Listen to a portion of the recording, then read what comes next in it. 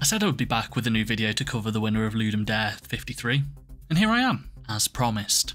Now to get this video produced so we can all go back to less interesting things. Neo City Express is a mad 6-day long bender of a game.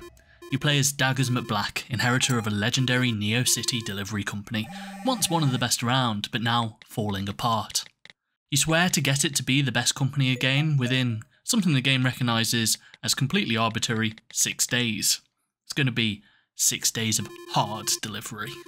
Each day uses the basic mechanic of driving on a future motorway, where we can tell that society has completely collapsed because there is no structure to who uses a lane where and when.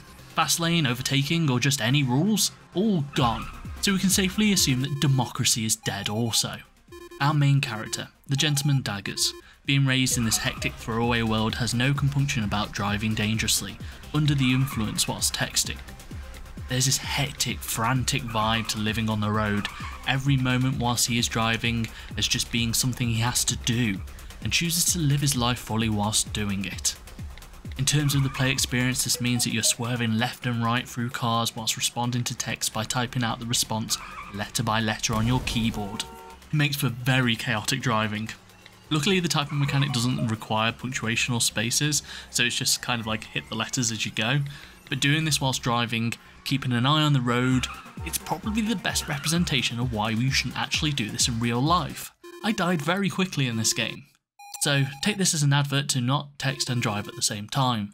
All through this game there is a sense of humour from speaking to your imaginary dead grandmother, who happens to be very enabling to the various drugs Daggers wants to use.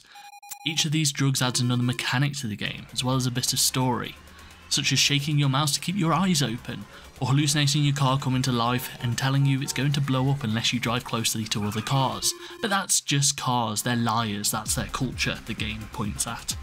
This game has such an intense manic energy throughout and genuinely made me laugh multiple times.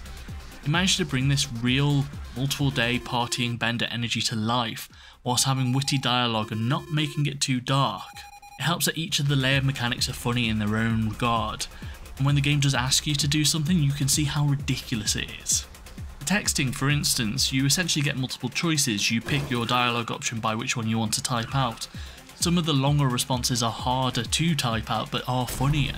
Well, I told the mayor that I am using drugs to get his parcel to. You really have the maddest choices.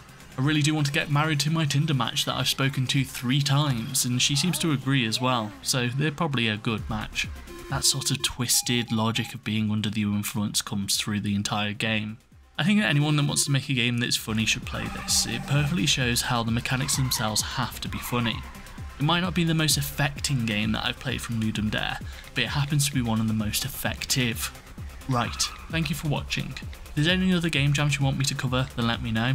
My name has been Billy. Peace.